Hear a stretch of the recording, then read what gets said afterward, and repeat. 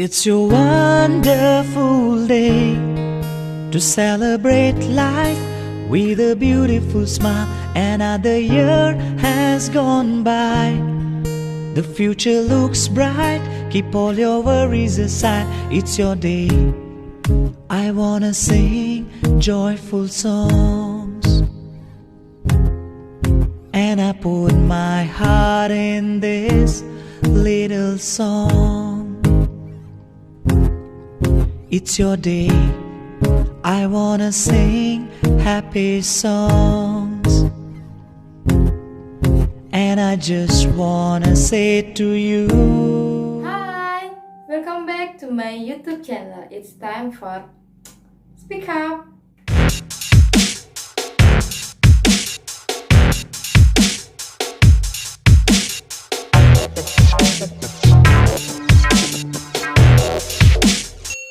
By the way guys, aku mau ngerekomendasiin salah satu online shop yang lagi hits, yaitu MyShopla.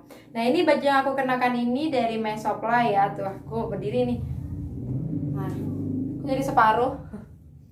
Oke, jadi ini real pic banget ya. Di foto yang ekspektasinya seperti ini, realitanya seperti ini. Jadi rekomen sih karena harganya pun juga terjangkau dan juga pengirimannya cepat. Jadi buat kalian yang pengen cari online shop yang terpercaya, mungkin bisa cek postingannya MyShopla di Instagramnya atau di Shopee, akun Shopee kalian. Bagus ya, suka deh. Lama ya aku nggak bikin video baru yang bener-bener baru, karena yang beberapa minggu aku upload itu adalah stok lama sebenarnya yang aku upload lagi, baru aku upload. Nah, mungkin karena aku lagi sibuk mempersiapkan acara hitannya anak aku yang sudah berusia 11 tahun jalan. Nah, ini mumpung lagi gak sibuk, jadi aku mau menyempatkan untuk membuat video baru atau konten baru. So, di episode kali ini aku bakalan ngebahas soal tips traveling ke Kuala Lumpur. Nah, buat kalian yang mungkin nge-follow aku atau berteman dengan aku di media sosial aku, pasti kalian tahu dong kalau hampir tiap bulan aku itu pasti ke luar negeri, entah itu ke Kuala Lumpur, Singapura, Thailand, Korea, Jepang, Australia. Bukannya sombong sih, tapi emang kerjaanku gitu. Jadi dulu kan aku kerjanya di travel agent yang mengharuskan aku untuk survei lokasi sebelum membawa tamu-tamu dari travel aku ke berpergian. Jadi hampir tiap bulan aku keluar negeri. Tapi berhubung sekarang ini pandemi dan aku nggak bisa kemana-mana, jadi saat ini aku sedang menjadi ibu rumah tangga yang baik dan juga cantik. Ke lockdown ini. Oke guys, langsung aja ya. Di episode ini aku bakalan bagi-bagi tips jalan-jalan ke Kuala Lumpur 3 hari 2 malam dengan budget sekitar 2 jutaan. Nggak percaya kan? Aku juga awalnya nggak percaya. Tapi aku bakalan bener-bener bagi-bagi tips buat kalian yang mungkin belum pernah ke Malaysia atau ke Kuala Lumpur dan pengen ke Kuala Lumpur tapi takut atau bingung budgetnya berapa. Nah, ini aku kasih tipsnya dan aku kasih rate harganya dan di mana lokasi hotel yang on budget. Jadi kalian harus simak video aku sampai habis ya. Yang pertama, tiket pesawat. Kalau ngomongin tiket pesawat, harga normal tiket pesawat dari Surabaya atau Denpasar ke Kuala Lumpur itu sekitar 1,4 juta sampai 3 juta untuk two ways atau pulang pergi. Itu kalau kalian belinya itu kayak dadakan, kayak hari ini pesan untuk 3 hari ke depan, untuk 5 hari ke depan, atau 1 minggu ke depan, itu kalian bakalan dapat harga non promo. Jadi harga normal kayak 1,4 juta sampai 3 juta lah ya, itu harga normal.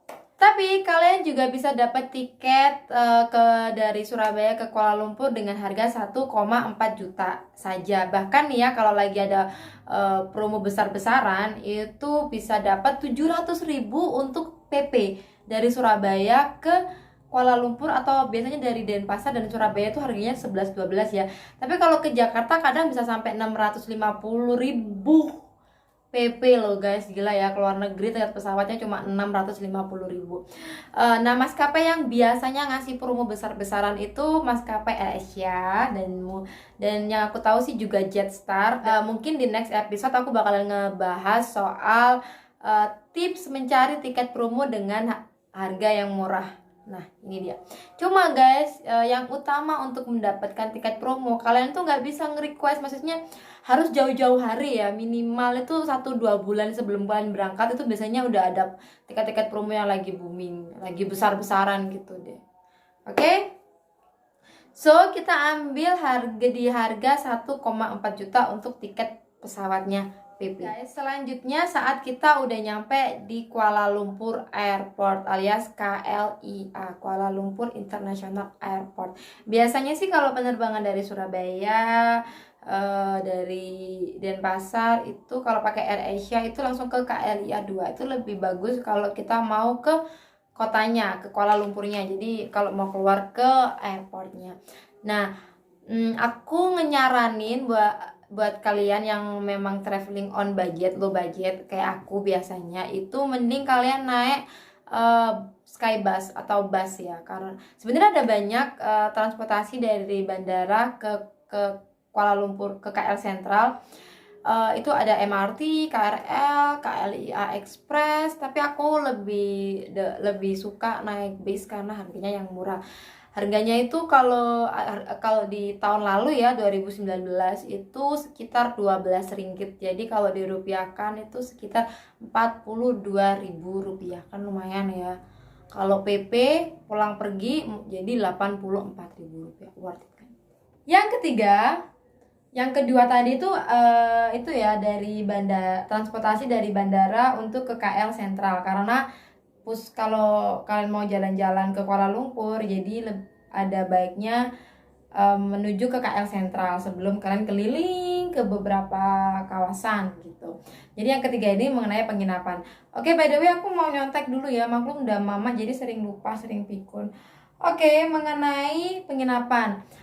Aku tuh kan suka solo traveling ya, jadi suka sendirian kalau jalan-jalan karena laki aku di Australia kadang dia sibuk bekerja, jadi aku harus prepare untuk klien customer aku di travel agent, jadi harus survei sendiri. Nah, karena tetap perlu budget, jadi mesti nyari yang dormitory room itu loh, yang satu ruangan rame-rame gitu. Nah, aku tuh kan suka ya kalau rame-rame gitu, karena selain aku berasa nggak sendirian karena ada temen di kamar rame-rame, tapi dipisah ya guys ya, tapi juga aku bisa dapat teman baru gitu kan, lumayan. Penginapan yang dormitory room itu berada yang worth it, yang harganya murah dan bersih dan bagus, itu aku suka choice di daerah Bukit Bintang dan Pudu, juga ada sih di Chinatown, tapi aku pernah nyoba di Chinatown tuh 2 kali, cuma aku nggak terlalu suka dengan penginapan dormitory room di sana karena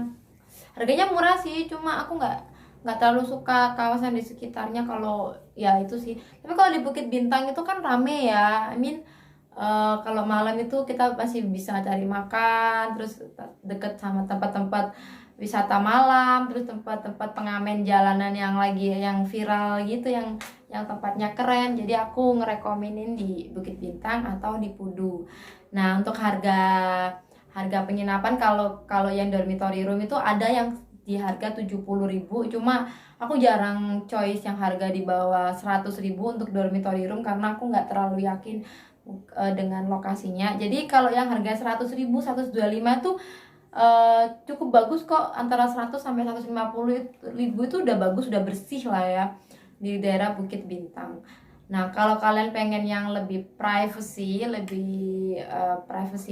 room di hotel, itu rate harganya sekitar 250.000 ada kok.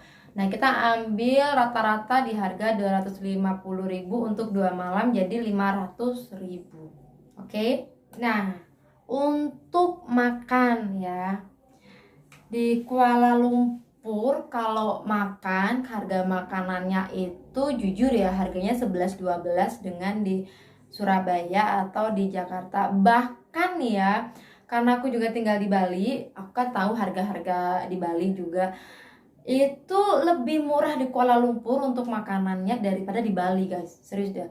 Kalau di Bali, di daerah kayak di Denpasar atau di daerah-daerah apa namanya Jimbaran yang agak-agak nggak terlalu ke turis destinasi, itu mungkin masih ada warteg. Tapi kalau dari daerah turis destinasi itu kayaknya harganya udah lumayan naik gitu ya.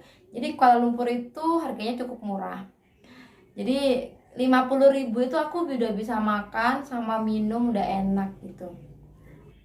Ah ya nih, buat kalian yang jalan-jalan ke Petronas, nah aku mau ngerekomendasiin salah satu cafe yang menurut aku tuh cozy banget. Dan setiap kali tamu-tamu travel aku yang datang ke sana, pasti aku nyaranin guideku untuk berkunjung ke cafe ini. Karena cafe ini itu deket sama Twin Tower, dan view-nya itu langsung Twin Tower karena kan di pinggir jalan gitu ya, nyiku gitu kafenya. Dan langsung ke Twin Tower, depannya itu udah Twin Tower. Dan harganya itu nggak hanya murah ya, mungkin harganya tuh harga kaki lima, tapi beneran deh rasanya itu enak banget. Dan kalian bisa menemukan berbagai macam makanan khas Malaysia di cafe itu. Namanya tuh NZ Cafe. Nah, aku kasih lihat fotonya. Pokoknya ya, di sini di cafe ini tuh bener-bener nggak akan bikin kalian kecewa karena emang cozy banget dan instagramable buat kalian yang mau ngambil foto-foto dengan view langsung Twin Tower full. Jadi nggak perlu kalian beli kamera lensa wide yang untuk gede-gede yang supaya kelihatan semua. Kalian cukup dari situ kan bisa lihat view Twin Tower tuh full. Jadi rekomen kan. So, perkiraan makan, sekali makan kalau 50.000 dikali 3 makan, dikali 2 hari jadi 300.000 dalam 3 hari 2 malam makan. Itu makan sama minum ya. Gak tahu lagi kalau kalian nambah-nambah snack atau apa. Ini kita ambil poin utamanya dalam berlibur. Nyontek, sorry ya guys, nyontek. Oke, mengenai transportasi. Nah, jadi di sana itu transportasinya mudah banget guys. Yang penting kalian bawa peta kemana-mana. Karena kan kalau di Kuala Lumpur itu jarang banget ada angkot ya. Di sana nggak ada angkot deh kayaknya. Tapi di sana ada bus, ada MRT, monorail, KRL, LRT. Ada beberapa sih. Nah, di peta itu kan ada kayak garis berwarna-warni ya. Itu warnanya itu menunjukkan jenis transportasi kalian. Dan aku ngerekomenin kalau kalian ke Kuala Lumpur dan jalan-jalan itu mending naik KRL, LRT atau monorail karena harganya yang sangat low budget. Terus beli tiketnya bisa lewat konter atau mesin otomatis. Jadi bener-bener mudah banget ya. Ada mesin di sana, kita tinggal mau kemana, tuk kling, terus kita tinggal dikasih tahu, bayar berapa, kita kasih uang, terus nanti kita dikasih koin. Bentuknya tuh koin begini deh. Nah, koin, terus kita tinggal dimasukin ke pintu masuk, cing, nanti ada ngebuka, langsung berangkat gitu sih. Mudah kan ya? Biasanya ya dalam 2 hari keliling Kuala Lumpur, aku jalan-jalan ke Petronas, Batu Cave, Sultan Abdul Samad Building, KL Tower, and Chinatown. Aku bisa ngabisin sekitar 100.000 rupiah hanya untuk transportasi. Jadi kalau rutenya kalian bener-bener diatur itu mungkin bisa les 100.000. Tapi karena aku kadang kan tiba-tiba pengen kesini pengen ke situ, jadi aku kadang bisa ngabisin 100.000 sampai 150.000 rupiah. Tapi itu nggak masalah sih menurut aku, karena kan namanya liburan kan kita juga harus jalan-jalan kemana-mana ya. Nah, buat kalian yang mau belanja atau mau oleh-oleh lah ya, kalian bisa pergi ke Chinatown. Di situ itu barangnya cukup murah ya. Aku beberapa kali beli baju-baju di sana itu barangnya bagus-bagus dan murah-murah. Terus juga bisa ke Bukit Bintang, itu juga bagus, banyak pilihan aksesoris gitu. Cuma aku ngerasa sih barang-barang di Kuala Lumpur sama di Indonesia hampir sama sih. Oh ya, by the way, kalau kalian jalan-jalan ke Twin Tower aku saranin buat sore hari aja.